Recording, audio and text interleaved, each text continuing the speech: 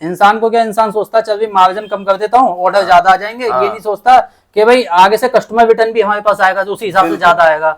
Hello friends, welcome to my new blog. दोस्तों, आज का ब्लॉग आपके लिए बहुत स्पेशल होने वाला है, क्योंकि जो भैया आते हैं मेरे यहाँ से सामान लेके जाने, जो भी मेरा ऑनलाइन का बिजनेस है, यहाँ से सामान पिकअप करते हैं और जो मेरा रिटर्न होता है देते हैं, वो एक पहले सेलर भी थे दोस्तों। और क्यों उन्होंने अपना बिजनेस स्टॉप किया, कैसे वो सेलर बने और फिर कैसे वो बिजनेस स्टॉप किए, क्या रीजन रहा कि उनको बिजनेस में घाटा हुआ, सारी चीजें आज के इस ब्लॉग में मैं आपको दिखाऊंगा। उनसे खास बातचीत करूंगा दोस्तों, और उनका अनुभव हमारे लिए बहुत जरूरी है, क्योंकि बहुत दिनों से वो एक पिकअप बॉय रहे हैं, एक डिलीवरी बॉय रहे हैं, तो कई सारे सेलरों के पास आते जाते हैं, बहुत ज्यादा अनुभव है उनके पास। तो जैसे ही भैया आएंगे मैं उनसे एक एक करके सवाल पूछूंगा, सारे सवालों के जवाब हम लेंगे दोस्तों। और उन्होंने जो गलतियां करी होंगी, क्यों उनको लॉस हुआ, उनसे हम सीखेंगे और आगे अपने लाइफ में वो गलती हम नहीं दोहराएंगे और अपने बिजनेस को प्रॉफिट में लाएंगे। दोस्तों, भैया को तो आप लोग सभी लोग पहचान ही रहे हो, ये हमारा ऑर्डर लेके जाते हैं और जो भी रिटर्न वगैरह होता है वो रिटर्न भी देके जाते हैं। जैसे देखो, ये रिटर्न है आज का, और आज के ऑर्डर सारे स्कैन हो चुके हैं। तो मैंने आप लोगों से बोला था कि एक बार भैया से मैं बात करूंगा, क्योंकि भैया भी फ्लिपकार्ट के सेलर रह चुके हैं और इनको बहुत ज्यादा अनुभव है इस बिजनेस के बारे में। देखो, कई जगह से ये सामान पिकअप करते हैं, तो इनको हमसे ज्यादा अनुभव है। तो एक बार इनसे हम समझते हैं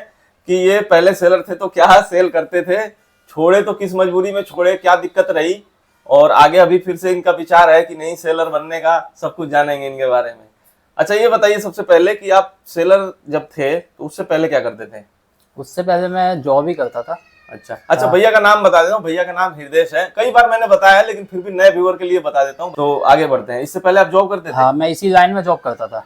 अच्छा, इसी लाइन में? इसी लाइन में, फ्लिपकार्ट में। तो उसके बाद फिर आपका मन गया? मैंने जैसे ही ट्राई करा, मैंने सोचा मन कि यार, मैं जाता था पिकअप उठाने के लिए, तो देखता था भाई सेलरों के ऑर्डर किसी के 200 आ रहे हैं, किसी के 300 आ रहे हैं। तो मैंने सोचा 3 साल जॉब करने के बाद मैंने जॉब छोड़ दी, मतलब कि मैं भी अब अपना बिजनेस करूंगा। जब मैंने भी सबसे पहले मैंने नॉवेल्स बेची। अच्छा, किताबें विदाउट जीएसटी पे। हाँ। तो वो बेची, उपन्यास, जिसको हिंदी में उपन्यास बोलते हैं। अच्छा रिस्पॉन्स आ रहा था उसका। अच्छा, ऑर्डर मेरे भी 100 आने लग गए। अरे वाह। फिर क्या हो गया, अकाउंट बंद हो जाते थे। अच्छा, किताबों में, क्योंकि विदाउट जीएसटी था वो। इस वजह से अकाउंट बंद होने लग गए, अब पैसा ब्लॉक होने लग गया। विदाउट जीएसटी किताब बेच सकते? हाँ, विदाउट जीएसटी आप किताब बेच सकते हो, ओनली नॉवेल्स किताब। बाकी अदरवाइज उसमें जीएसटी नहीं होता। कुछ भी आइटम, अगर किताबों के अलावा कुछ भी आइटम सेल करोगे तो आपको जीएसटी की जरूरत पड़ेगी। ठीक है। तो उसमें मुझे प्रॉफिट भी हुआ, लॉस भी हुआ। अच्छा, लॉस कैसे हुआ आपको? लॉस इसलिए हुआ कि कई बार क्या था, ऑफर लग जाते थे अच्छा, पीछे से, और हमें पता नहीं चलता था। हाँ, हमारी किताबें 30-30 रुपए में, 50-50 रुपए में सेल हो रही हैं। देख लो भाई, ऐसे भी होता है। कई बार बैकएंड से ऑफर लग गया फ्लिपकार्ट की तरफ से, आपको पता नहीं चल रहा कि कितने अमाउंट पे सेल हो रहा है। ऑर्डर तो आगे 200। हाँ। अब जब सेटलमेंट में अमाउंट आ रही है, एक किताब की कीमत 50 रुपए आ रही है, 70 रुपए में मैंने खरीदी है, 20 रुपए का लॉस हो गया सीधा सीधा। और जो मैंने मेहनत करी उसका कुछ नहीं मिला मुझे। तो ऐसे मैंने 2 साल मैंने काम करा।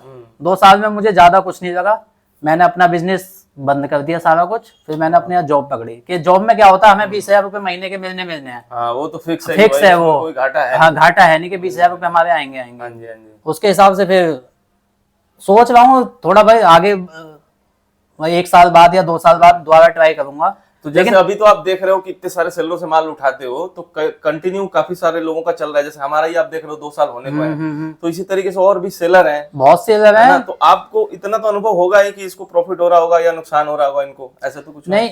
मैं जितनों से भी मिला हूँ, देखो आपसे भी मिला हूँ, आपको क्या था, शुरू में प्रॉफिट हो रहा था जब ऑर्डर जा रहे थे।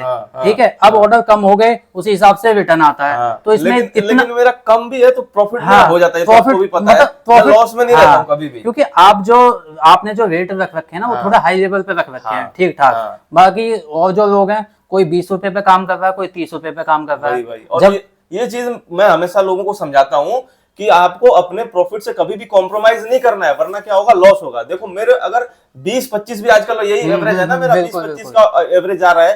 वो भी आपको पता है, मेरा जीएसटी हटा दिए थे अकाउंट से, तब से गड़बड़ हुआ है। लेकिन उसमें भी मेरे को प्रॉफिट होता है, भैया को पता है, क्योंकि 20-25 में मेरे 4-5-6 रिटर्न ऐसे ही आते हैं। ज्यादातर कुरियर रिटर्न रहते हैं, कस्टमर कम ही रहते हैं, तो मेरे को प्रॉफिट होता है। लेकिन क्या है, डेली बेसिस पे पहले के मुकाबले कम होता है। पहले क्या था, 1-1 लाख रुपए तक हम कमाते थे जब आप 100+ ऑर्डर ले जाते थे, कट्टे यही बनते थे। तो प्रॉफिट में रहने का रीजन यही है कि हम कभी अपने प्रॉफिट का जो मार्जिन है उसको कम नहीं करते। मैं सबको बोलता हूँ, जो भी मेरे से मिलने आते हैं, मैं उनको भी बोलता हूँ, भैया कि कभी भी ध्यान रखो कि आपका प्रॉफिट मार्जिन कम नहीं होना चाहिए, वरना लॉस होते देर नहीं लगेगी। आप लॉस में बेचोगे सामान, और आप खुश हो जाओगे कि मेरे पास ऑर्डर आ रहा है, लेकिन आपको लॉस होता है, एक्चुअली में लॉस होता है। इंसान को क्या, इंसान सोचता है चल भी मार्जिन कम कर देता हूँ, ऑर्डर ज्यादा आ जाएंगे। ये नहीं सोचता कि भाई आगे से कस्टमर रिटर्न भी हमारे पास आएगा तो उसी हिसाब से ज्यादा आएगा। तो कस्टमर रिटर्न का, एक कस्टमर रिटर्न का चार्ज 150 से 170 रुपए के बीच होता है, तो सारा लॉस तो वही हो जाता है हमें। हो जाता है।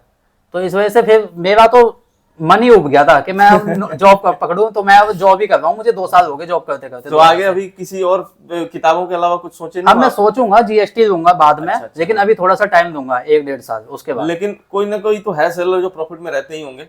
प्रॉफिट में देखो है बहुत सेलर है भी। ये एक जिसका मैं घड़ी वाला सेलर है, डेली की डेली 400-500 ऑर्डर होते हैं, वो भी बता रहे हैं कि भाई ठीक ठाक चल रहा है, हमारा मार्जिन आता है।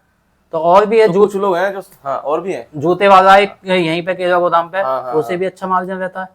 लेकिन वो वो मार्जिन रख के बेचते हैं। आप उनका देखोगे, कोई भी उठा के देखोगे, कोई भी 800-900 रुपए से शूज आपको कम नहीं मिलेगा। तो उस पे बचता होगा, उस पे बचता है उनको सही। देखो मार्जिन हमेशा रख के बेचो, भैया का यही कहना है। और इनके लॉस का रीजन भी पता चल गया आपको। और आगे ये सेलर बनेंगे जरूर। अगर इनको कोई दिक्कत आएगी, देखो थोड़ा सा कंप्यूटर में इनके हाथ मुझे नहीं लग रहा उतने फ्रेश होंगे, क्योंकि जैसे इन्होंने बोला कि प्रमोशन लग जाते थे और पता नहीं चलता था, ऐसा हमारे साथ भी होता है। ऐसा क्योंकि देखो फ्लिपकार्ट के हम कोई दामाद तो है नहीं जो हमारे साथ ऐसा नहीं करेगा। तो हमारे साथ भी करते हैं, लेकिन हम तुरंत पकड़ लेते हैं। हमारा दिन रात का अकाउंट का काम है, हम कंप्यूटर में ही घुसे रहते हैं, तो हम तुरंत पकड़ते हैं। तो मैं ये कह रहा हूँ भैया से कि अगर इनको किसी भी प्रकार के अकाउंट की दिक्कत आएगी तो मैं हूं इनके लिए सपोर्ट करने के लिए। और कोई उसके लिए चार्जेस वगैरह इनसे कभी नहीं लूंगा, बड़े भाई की तरह है, इतने दिनों से हमारा प्यार मोहब्बत बना है। क्यों? तो आपको मैं यही कहूंगा कि आप शुरू करो, और अकाउंट से रिलेटेड कोई दिक्कत आए तो मैं हूं इनके अकाउंट देखने के लिए। और अभी अभी आप लोग ये कमेंट मत करना कि आप अपना अकाउंट सही नहीं कर पा रहे। हम सब कुछ सही कर लेते हैं, हमें कोई दिक्कत नहीं है। हम इतने पे भी सही प्रॉफिट बना रहे हैं। और ये टेक्निकल पीछे फ्लिपकार्ट की वजह से हुई है। ये हमारे मतलब अगर हमारे लेवल पे रहता तो हम कब का सही कर चुके होते।